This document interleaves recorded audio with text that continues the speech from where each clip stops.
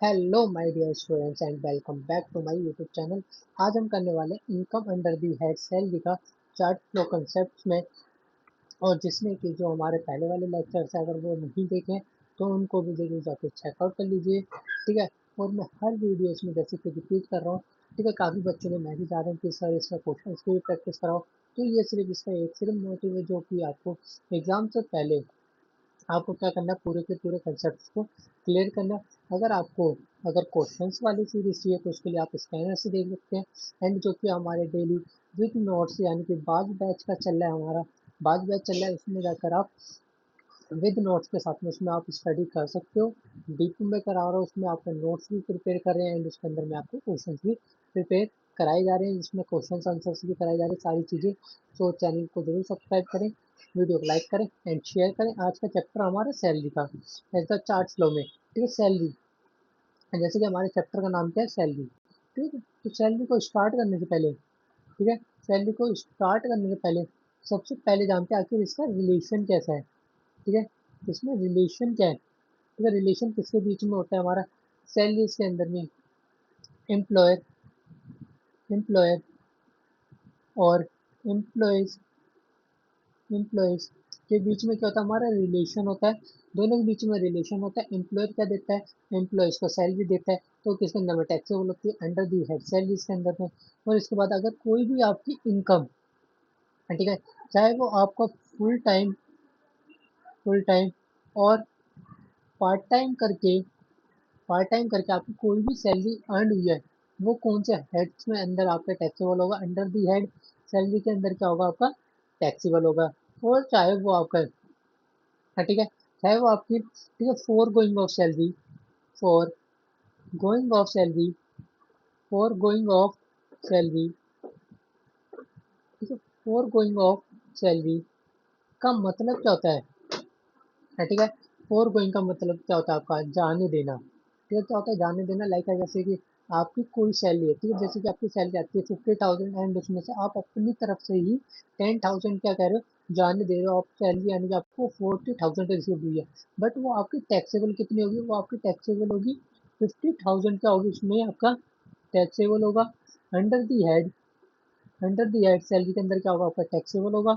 And उसके बाद, ठीक है, अगर कोई भी आप जो आपको सैलरी रिसीव हो रही है उसको आप क्या कर रहे हो, सरेंडर कर रहे हो। ठीक है। सरेंडर कर रहे हो, सरेंडर ऑफ सैलरी का मतलब क्या होता है, ठीक है, जैसे कि आप आप गवर्नमेंट के पास जाते हो, ठीक है, जो कि होता है आपका, ठीक है, ठीक है, आप भी सीधे गवर्नमेंट के पास जाते हो एंड वहाँ पर जाके क्या करते हो, तो अपनी सैलरी को सरेंडर करते हो। लाइक जैसे कि आपकी 50,000 सैलरी थी एंड उसमें से आपने 10,000 क्या कर दी, सरेंडर कर दी। जो आपकी टैक्सेबल कितनी होगी, फिर वो आपकी टैक्सेबल होगी एज अ 40,000 क्या होगी, आपकी टैक्सेबल होगी अंडर दी हेड सैलरी के अंदर में। कितने टैक्सेबल होगा, आपको 40,000 का होगा टैक्सेबल होगा। एंड उसके बाद आता है आपका basis of charge. Basis of charge का section number that is section number 15।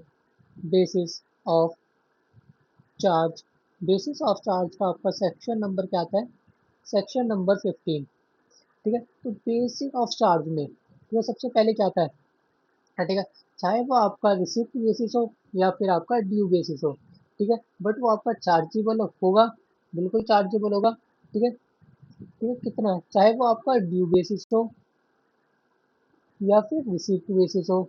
और रिसिप्ट बेसिस, ठीक है, जो इन दोनों में से जो सबसे पहले होगा, which ever is earlier which ever is earlier is earlier earlier तो वो आपका क्या होगा, टैक्सेबल होगा अंडर दी हेड सैलरीज के अंदर में क्या होगा, आपका टैक्सेबल होगा।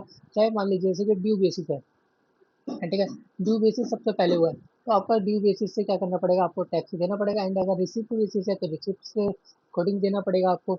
नेक्स्ट आता है आपका बेसिक बेसिस ऑफ चार्ज का सेक्शन नंबर 15 में सेकंड पॉइंट, जो कि आता है आपका, अगर सैलरी आपको, ठीक है, salary paid in advance paid in advance paid in advance, ठीक है, अगर पेड इन एडवांस है, ठीक है, तो वो आपकी किससे रिकॉर्ड होगी, वो आपकी रिकॉर्ड होगी ओनली रिसिप्ट, ओनली अगर आपको जब रिसिप्ट होगी तभी क्या करोगे आप, रिकॉर्ड करोगे, तभी क्या करोगे, उसे रिकॉर्ड करोगे और वो कहाँ पर टैक्सेबल होगी, आपकी अंडर दी हेड सैलरीज के अंदर क्या होगी, आपकी टैक्सेबल होगी। ठीक है। नेक्स्ट, ठीक है, और ड्यू बेसिस होगा, अगर अगर सैलरी पेड इन एडवांस है, ठीक है, एडवांस में आपको सैलरी मिल रही है, तो जब आपको रिसीव हो जाएगी तब क्या आप उसे रिकॉर्ड करोगे। अगर ड्यू है, ठीक है, बट वो रिसीव्ड नहीं है, तब तक आप उसे रिकॉर्ड नहीं करोगे एंड वो आपके टैक्सेबल नहीं होगी। जिस ईयर में आपका रिसिप्ट होगी उस ईयर में क्या होगी, आपकी टैक्सेबल होगी। एंड उसके बाद आता है आपका, ठीक है, salary paid in arrear, salary paid in arrear, paid in arrears. ठीक है, इसके केस में भी क्या होता है, जब आपको रिसीप्ट होगी, ठीक है, जिस ईयर में आपको रिसीप्ट होगी उसी ईयर में क्या करोगे, आप रिकॉर्ड करोगे and under the head salaries के अंदर क्या होगा, आपका टैक्सेबल होगा। अगर ड्यू बेसिस है तो ड्यू बेसिस पे रिकॉर्ड नहीं करते और ना ही वो अंडर दी हेड सैलरीज के अंदर में टैक्सेबल होते हैं, जब तक हमारा ड्यू नहीं होगा, सॉरी रिसिप्ट नहीं होगा, तब तक हमारा रिकॉर्ड नहीं होगा। ठीक है, तब तक क्या नहीं होगा, रिकॉर्ड नहीं होगा। एंड नेक्स्ट,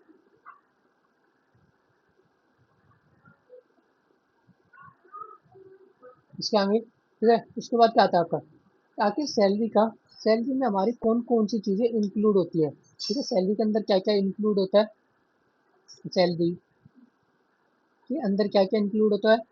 ठीक है, और इसका सेक्शन क्या था, सेक्शन 17(1) क्या, इसके अंदर में क्या है इसके, ठीक है, डेफिनेशन कह सकते हो, मीनिंग कह सकते हो। ठीक है, तो मीनिंग के अंदर क्या है, इसके अंदर में सैलरी के अंदर में हमारा क्या क्या इंक्लूड होता है। ठीक है, इंक्लूड, इंक्लूड्स, आखिर मीनिंग क्या है, ठीक है, सैलरी का। जैसे कि एक स्पेसिफिक इसका कोई मीनिंग नहीं है, आप कह सकते हो जो कि एम्प्लॉय देता है। ठीक है, तो आप एम्प्लॉयर के लिए क्या करते हो, आप वर्क करते हो लाइक एम्प्लॉयज, जैसे कि एम्प्लॉयज वर्क करते हैं एम्प्लॉय के लिए। जब आप एज अ कोई वर्क करते हो तो एम्प्लॉय क्या देता है, उसको बदले में कुछ अमाउंट देता है, कंसिडरेशन देता है, दैट इज योर सैलरी। ठीक है, सैलरी किस में होनी चाहिए, आपकी मनी बेसिस में होनी चाहिए। ठीक है, एंड ठीक है, क्या क्या इंक्लूड होता है, फर्स्ट, फर्स्ट इंक्लूड होता है हमारा वेजिस, वेजेस और बेसिक पे, बेसिक पे। सेकंड, सेकंड, और क्या इंक्लूड होता है, second, bonus, bonus, bonus. Third, third, commission, third commission, commission. Fourth, fourth allowances, allowances, allowances. Fifth, fifth में होता है आपका परक्यूजिट्स, परक्यूजिट्स, परक्यूजिट्स। फिर आता है हमारा एन्यूटी, ठीक है, एन्यूटी, एन्यूटी, एन्यूटी और पेंशन, और पेंशन, पेंशन। सेवन, सेवन क्या आता है आपको, ग्रेचुटी, ग्रेचुटी, ग्रेचुटी। एंड उसके बाद नेक्स्ट आता है आपका ninth, advance of salary, ninth, advance of salary, advance of salary, advance of salary. And tenth आता है आपका, ठीक है, क्या आता है आपका, payment receipt, payment receipt, receipt in respect of, in respect of, respect of, respect of any period, of any period, period of leave, leave not availed, not availed by him, by him. And 11, and 11, 11 that is your PF, 11 that is your PF यानी कि provident fund, provident fund। Next that is your provident fund. ठीक है, तो ये क्या होता है, आपके सैलरी के अंदर में इंक्लूड होते हैं। ठीक है, तो ये सारे हम डिटेल में पढ़ेंगे। ठीक है, जैसे कि बेसिक पे क्या होता है हमारा, और बोनस का होता है, commission, allowances, purchase, pension, gratuity, advance salary, ये सारे किसमें हम आगे जाके पढ़ने वाले हैं, इन्हें फुल्ली डिटेल्ड में। ये सारा हमारा इंक्लूड किसमें होता है, आपका सैलरीज के अंदर में क्या होता है, ये हमारे सारे का टोटली हमारा क्या होता है, इंक्लूड होता है। ठीक है, एंड इसके बाद ठीक है, जैसे कि आता है हमारा पहला बेसिक पे, ठीक है। बेसिक पे क्या होता है, ठीक है, तो उसको पहले समझते हैं। सबसे पहले क्या था हमारा बेसिक पे, ये क्या था सबसे पहले हमारा बेसिक पे, ठीक है। बेसिक पे, बेसिक पे के अंदर में क्या आता है, जो कि होता है आपका एम्प्लॉयर, एम्प्लॉयर अपने एम्प्लॉयज को ठीक है क्या देता है, सैलरी देता है। अगर जैसे कि एम्प्लॉयज होता है, एम्प्लॉयर के लिए कोई भी काम वर्क करेगा, ठीक है, तो या फिर सर्विसेज देगा या फिर मैन्युफैक्चर करेगा करेगा ठीक है, किसके लिए, एम्प्लॉयर के लिए। तो एम्प्लॉयर क्या देगा, उसे सैलरी देगा, उसे क्या कहते हैं हम, बेसिक पे, उसे क्या कहते हैं, बेसिक पे, ठीक है, ठीक है, उसे क्या कहते हैं हम, बेसिक पे। एंड इसके बाद आता है आपका डीएनएस अलाउंसेस, ठीक है, इसके बाद क्या आता है आपका डीएनएस, डीएनएस अलाउंसेस।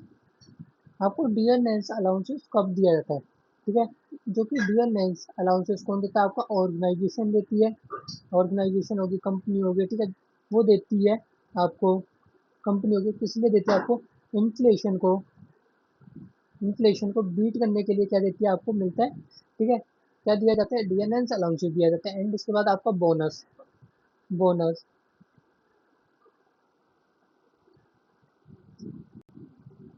नेक्स्ट क्या था आपका बोनस, बोनस, ठीक है, बोनस कब मिलता है, ये जब कोई भी आप वर्क क्या करते हो, जब एक्स्ट्रा करते हो, एक्स्ट्रा वर्क करते हो, ठीक है, तो क्या मिलता है आपको, बोनस मिलता है, ठीक है, या फिर कह सकते हो आपको, ठीक है, एडवांस बोनस ही मिलता है। जैसे कि एम्प्लॉयर किसे देता है, एम्प्लॉय को देता है। और ये क्या होता है आपका, फुल्ली टैक्सेबल होता है, ये क्या होता है आपको, फुल्ली टैक्सेबल होता है, आपको फुल्ली टैक्सेबल होता है, ठीक है। एंड जो कि डीएनएस अलाउंसेस होता है, ये भी क्या होता है आपका, फुल्ली टैक्सेबल होता है, फुल्ली टैक्सेबल, फुल्ली टैक्सेबल। इन्हें डिटेल्ड में बात करेंगे, कौन से हमारे फुल्ली टैक्सेबल है, कौन से हमारे पार्टली टैक्सेबल है, या फिर हमारा फुल्ली एंड पार्टली दोनों में कौन कौन से टैक्सेबल है, वो सारी चीज़ें बात करेंगे हम, ठीक है, वो पूरा हम डिटेल्ड में करने वाले हैं, ठीक है। जो कि अब हम बात करने वाले हैं जो कि फुल्ली एग्जेम्प्ट अलाउंसेस, ठीक है, जिसमें कि आपको फुल्ली एग्जेम्प्ट में, यानी कि उसके अंदर में आपको एक भी पैसा पे नहीं करना है एज द रूप ऑफ टैक्स में, ठीक है। जैसे कि क्या आता है आपको, fully exempt, fully exempt, fully exempted allowances, fully exempted allowances की बात करें, ठीक है। तो कौन से केसेस है जिसमें कि आपको 1 रुपये का भी टैक्स पे नहीं करना है, ठीक है, ठीक है, तो कौन सा पहला है, फुल्ली एग्जेम्प्टेड है टैक्स में, ठीक है, तो पहला है, ठीक है, जो कि as the supreme court, supreme court क्या करता है, ठीक है, अलाउंसेस को क्या करता है, ठीक है, जो कि अलाउंसेस है पे करते हैं किसको, सुप्रीम कोर्ट को, सुप्रीम कोर्ट को अलाउंसेस अगर कोई मिलते हैं, ठीक है, या फिर हाई कोर्ट के जजेस को। एंड हाई कोर्ट के जजेस को, जजेस को कोई भी अगर अलाउंसेस मिलता है, तो वो आपका फुल्ली एग्जेम्प्ट होता है। एंड उसके बाद कोई अगर ऐसी सैलरीज है या फिर परक्विजिट है, ठीक है, जो कि यूएनओ में के जो एम्प्लॉयज होते हैं एंड उनको पे किया जाता है एज द रूप ऑफ सैलरी, तो वो भी क्या होता है, आपको फुल्ली एग्जेम्प्टेड होता है, ठीक है। एनी सैलरी और अलाउंस, एनी सैलरी और अलाउंस और अलाउंसेस और अलाउंसेस और परक्विजिट्स और परक्विजिट्स और perquisites pay to pay to the employees of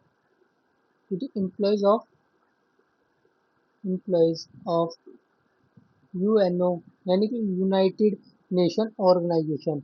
and इसके बाद सेक्शन नंबर 10(7) के अंदर है एज द, जो कि ठीक है, जो कि गवर्नमेंट ऑफ इंडिया और इंडियन सिटीजन है, ठीक है, अगर उनको एज द रूप ऑफ सैलरी में अगर कोई अलाउंसेस भी आपको एड ऑन होती है, तो क्या होती है, आपकी एग्जेम्प्ट होती है, ठीक है, चाहे वो आपको रेंडरिंग कर रहा हो, बेशक रेंडरिंग क्या कर रहा हूँ, सर्विसेज क्या कर रहा हूँ, रेंडरिंग कर रहा हूँ, चाहे आउटसाइड इंडिया में, चाहे आउटसाइड इंडिया के अंदर में, ठीक है, जैसे कि एमबीसीज होगी, ठीक है, तो क्या होगा आपका, इस केस में क्या होगा, आपका फुल्ली एग्जाम्प्ट होगा, ठीक है। और फुल्ली टैक्सेबल हमारे कौन से अलाउंसेस होते हैं, fully taxable allowances, fully taxable, taxable allowances, fully taxable allowances कौन कौन से होते हैं, ठीक है। फर्स्ट क्या होता है हमारा servant allowance, servant allowance, servant allowance क्या होता है आपका, फुल्ली टैक्सेबल होता है। नेक्स्ट,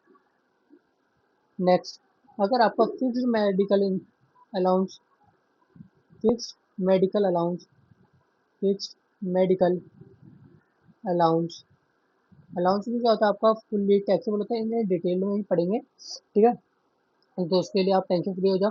सर्वेंट अलाउंस कब दिया जाता है, सर्वेंट, वेट,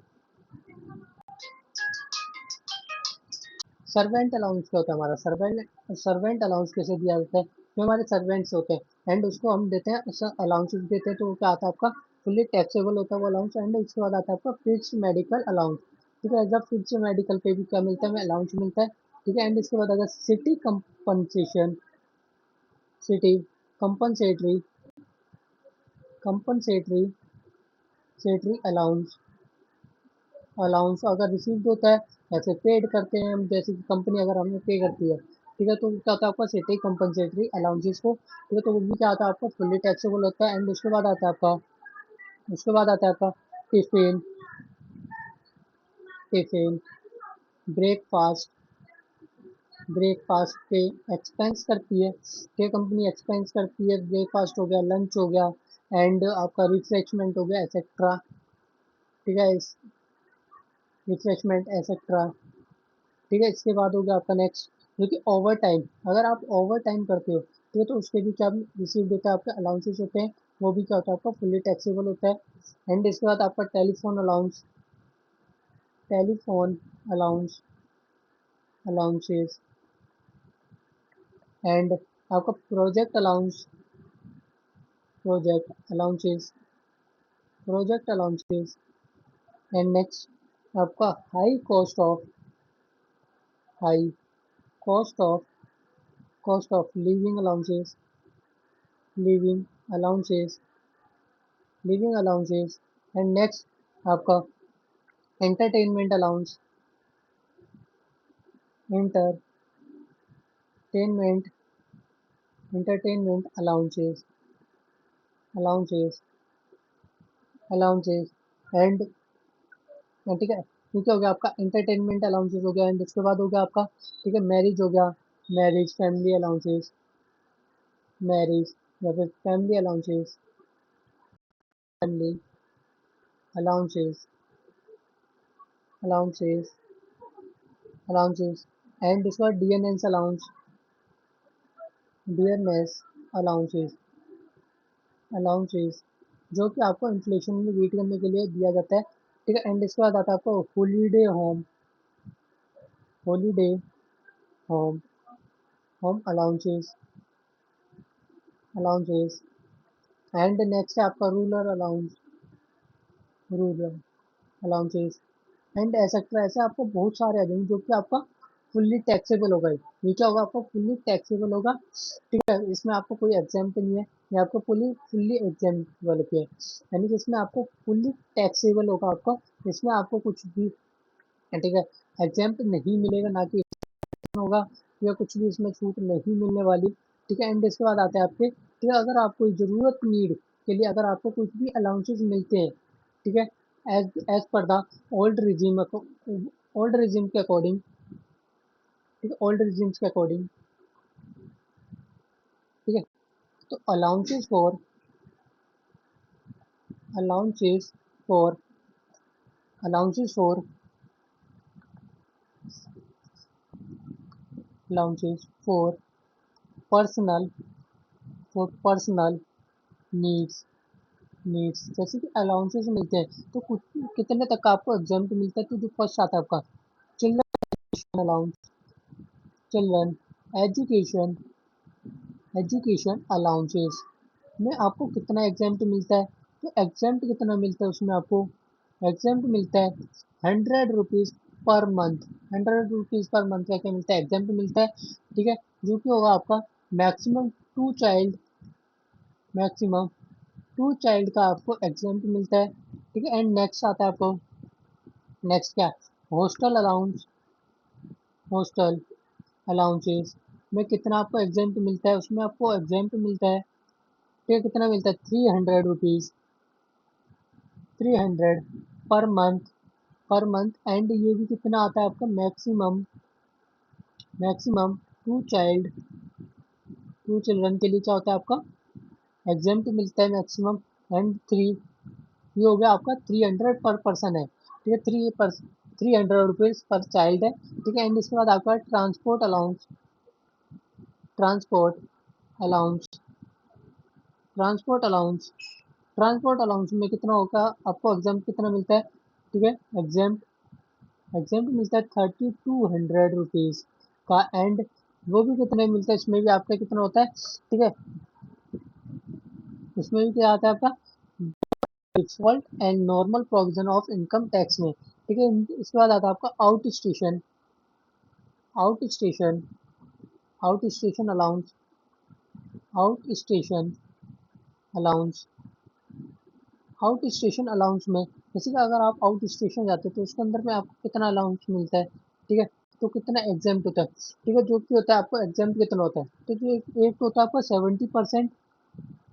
70% एंड नेक्स्ट ठीक है और रुपीज़ 10,000 पर मंथ इन दोनों में से जो आपका लीस्ट होगा क्या होगा इन दोनों में से जो आपका लीस्ट होगा उतना क्या मिलेगा आपको एग्जाम्प्ट मिलेगा उतना क्या मिलेगा आपको एग्जाम्प्ट मिलेगा एंड नेक्स्ट आता है आपका fifth is your underground allowances ठीक है अंडरग्राउंड अलाउंसेस तो जैसे कि नाम से ही पता चल रहा है कि हमें अंडरग्राउंड यानी कि जो अंडरग्राउंड में क्या करते हैं काम करते हैं लाइक जैसे कि माइनिंग वाले हो गए माइनिंग ठीक है माइनिंग का वर्क करते हैं ठीक है तो इन्हें कितने मिलते हैं आपको इनको एग्जाम्प्ट मिलता है एग्जाम एग्जाम्प्ट कितना मिलता है इन्हें 800 पर मंथ 800 पर मंथ क्या मिलता है इन्हें एग्जाम्प्ट मिलता है ठीक है इसके बाद tribal area tribal tribal area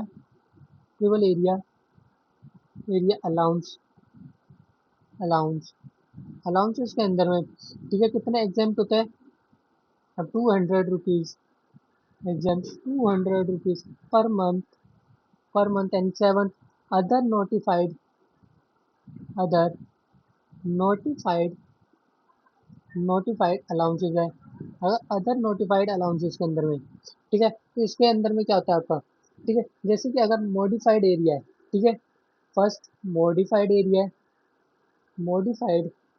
है तो आपको 2600 पर मंथ क्या मिलता है आपको एग्जाम्प्ट मिलता है एग्जाम ठीक है एंड उसके बाद अगर आपका ठीक है फील्ड एरिया है फील्ड एरिया तो आपको कितना मिलता है 2600 ठीक है 2600 क्या मिलता है आपको पर मंथ का क्या मिलता है एग्जाम्प्ट मिलता है और जो आपका मॉडिफाइड एरिया में कितना मिलता है आपको 1000 है ये ठीक है 1000 है 1000 पर मंथ मिलता है एग्जाम एंड नेक्स्ट है आपका जो कि compensatory field area compensatory compensatory field area के अंदर में मिलता है आपको एग्जाम्पल मिलता है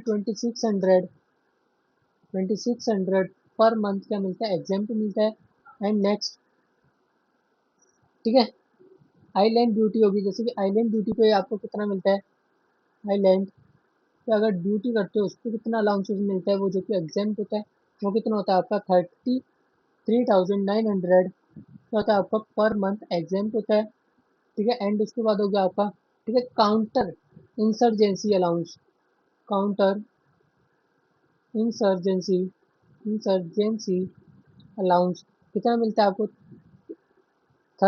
3900 पर मंथ क्या मिलता है आपको एग्जाम मिलता है क्या मिलता है आपको एग्जाम मिलता है एंड जो ऊपर वाला 3200 है दैट इज योर 3200 ठीक है पर मंथ एंड उसके बाद ठीक है स्पेशल ठीक है जो हाई एक्टिव एरिया है ठीक है हाई एक्टिव एरिया वाले ये कितना मिलता है आपको 4200 पर मंथ का क्या मिलता है एग्जाम पे मिलता है ठीक है ये हो गया कुछ आपके एग्जाम्स हो गए एंड इसके बाद आते हैं हम बात करते हैं ठीक है हाउस रेंट ठीक है हाउस रेंट में अगर जैसे कि अगर आपने हाउस ले रखा है ठीक है एज अ कंपनी के पास में कोई भी हाउस ले रखा है तो उसके बदले में भी क्या मिलता है आपको हाउस रेंट अलाउंसेस मिलते हैं तो कितना मिलता है आपको हाउस रेंट अलाउंसेस में, हाउस रेंट अलाउंस अलाउंसेस में कितना आपको रिसीव होता है हाउस रेंट, ठीक है। तो कितना होता है आपका, फर्स्ट जो कि रेंट पे करा है, ठीक है, फर्स्ट जो कि rent paid over over 10%, 10%, second 50% of retirement benefit salary, of retirement benefit salary, ये मैंने शॉर्ट फॉर्म में लिख दिया रिटायरमेंट बेनिफिट सैलरी, एंड 50% ये हो गया। एंड नेक्स्ट होगा आपका हाउस रेंट अलाउंस जो कि रिसीव्ड हुआ है, house rent allowance allowance received हुआ है, रिसीव्ड हुआ है, ठीक है। इसमें से जो भी आपका लीस्ट होगा, ये लिस्ट होगा वो क्या मिलेगा आपको, उसका उतना क्या मिलेगा आपको एग्जाम मिलेगा, ठीक है। जो लिस्ट होगा उतना क्या मिलेगा आपको एग्जाम मिलेगा। एंड इसके बाद नेक्स्ट आता है आपका deduction from gross total income, ठीक है। Deduction from gross total income में, ठीक है, उसके अंदर क्या आता है आपके, दो आते हैं। एक तो आता है आपका सेक्शन नंबर 16(1)(a) और एक आता है आपका 16(2). ठीक है, तो एक जो 16(1)(a) क्या होता है आपका, ठीक है, तो वो क्या आता है आपका डिडक्शन, हेडिंग क्या डालेंगे, deduction from gross gross salary, gross salary, gross salary, ठीक है। जिसके अंदर क्या आता है आपका standard deduction, standard standard deduction, first आता है आपका standard deduction section 16(1)(a), 16(1)(a), तो इसके अंदर में जो कि आपको डिडक्शन कितना मिलता है, ठीक है। लाइक जैसे कि सैलरी हो गया आपका, जैसे कि सैलरी हो गया आपका 50,000 या फिर 1 लाख मान लीजिए, जो भी मान लीजिए आप सैलरी, ठीक है।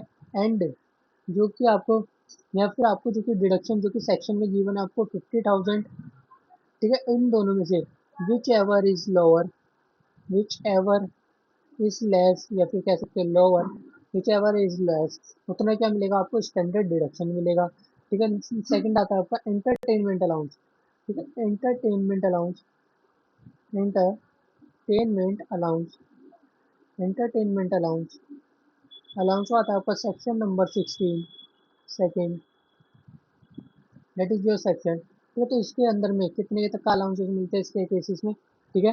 तो फर्स्ट, ठीक है, जो कि आपको गिवन है 20% of basic salary, 20% of basic salary, basic salary, and second, second या फिर 5,000 रुपीज़, 5,000 रुपीज़, और थर्ड, थर्ड थर्ड जो कि आपको एक्चुअल में अलाउंस क्या हुआ है, रिसीव्ड हुआ है, एक्चुअल अलाउंस क्या हुआ है, रिसीव्ड हुआ है, एक्चुअल अमाउंट क्या हुआ है, रिसीव्ड हुआ है। तो इन तीनों में से जो आपका लीस्ट होगा उतना क्या मिलेगा आपको, आपको उतना क्या मिलेगा, ठीक है, क्या मिलेगा जल्दी बताइए, ठीक है।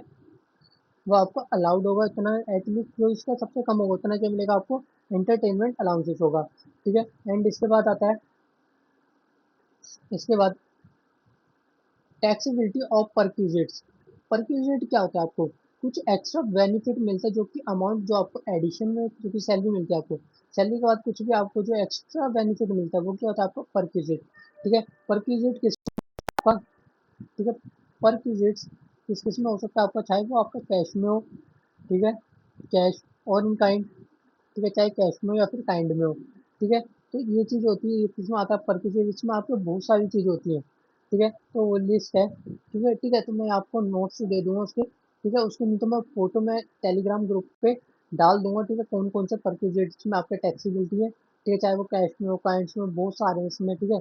तो ऐसे में क्या क्या बताऊँ आपको, काफ़ी काफ़ी सारे हो गए, ठीक है। जैसे कि आपके reimbursement of expenses incurred in the official discharge of duties is not a perquisite, ठीक है, जो कि reimbursement of expenses वो क्या आपका, ठीक है, वो आपका नहीं होता है, ठीक है। वो सारी चीज़ें मैं किसमें डाल दूंगा, उसमें डाल दूंगा, ठीक है। एक एक और लिख लेंगे, मैं लिखवा देता हूँ, बाकी तो मैं आपको उसमें टेलीग्राम ग्रुप में फोटो सेंड कर दूंगा।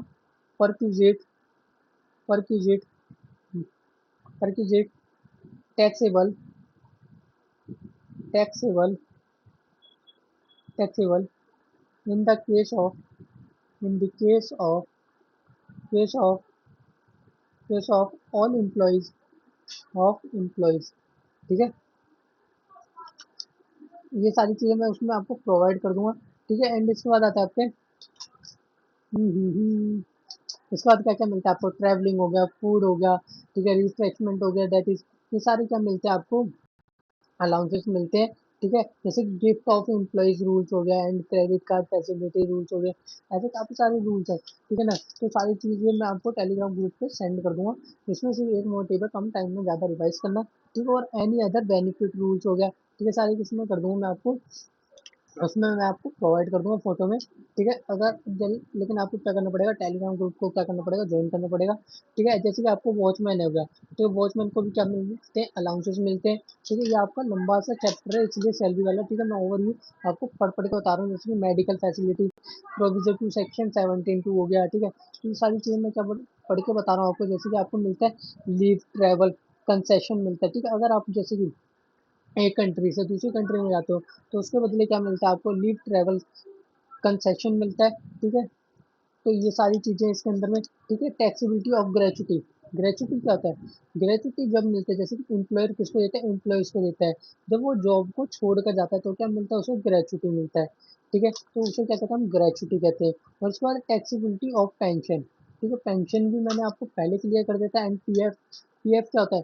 पीएफ जो आपको, एंड जब आप जॉब को छोड़ कर जाओगे देन उसके बाद क्या मिलता है आपको, पीएफ मिलता है, जो कि आपका एम्प्लॉयर होता है, वो हर मंथली आपके, जो कि पीएफ में क्या कर देता है, आपका इन्वेस्ट करता रहता है आपकी सैलरी से डिडक्ट करके, ठीक है? एंड इसके बाद आता है आपका रिलीफ, रिलीफ अंडर सेक्शन 89, 89 में क्या हो गया, आपको जो रिसीव्ड होती है अरियर ऑफ सैलरी या फिर एडवांस ऑफ सैलरी हो गया, ठीक है? तो वो किसके मैन्युअल में होनी चाहिए, उसमें क्या कर सकते हो आप, क्लेम कर सकते हो अंडर सेक्शन 89 में, रिलीफ को क्या कर सकते हो आप, रिसीव कर सकते हो। तो इसी के साथ में हमारे क्या होता है, ठीक है? जितना भी मैंने आपको बाकी पढ़ के बता दिया, ठीक है? ग्रेच्युटी क्या होता है, सो एवर, ठीक है? क्या होता है, ठीक है? वो मैंने आपको ओवरऑल बता दिया, ठीक है? टैक्सेबिलिटी ऑफ पेंशन भी मैंने आपको पूरे बता दिए, ठीक है? मैंने राइट डाउन नहीं करवा रहा हूँ, ताकि हमारा पता है, ये वाला चैप्टर हमारा बहुत बड़ा है, ठीक है? सैलरी ना बहुत बड़ा है, मैक्सिमम आपका 2 आवर्स तक चला जाएगा ये लेक्चर, ठीक है? तो हमें क्या करना है, इसे जितना कम हो सके, ठीक है, कंप्रेस करके उतना ज़्यादा हमने करना है, ठीक है? बाकी आई होप आपको पूरा क्लियर हुआ होगा। हम मिलते हैं नेक्स्ट वीडियो में, तब तक के लिए take care, bye bye and जय हिंद।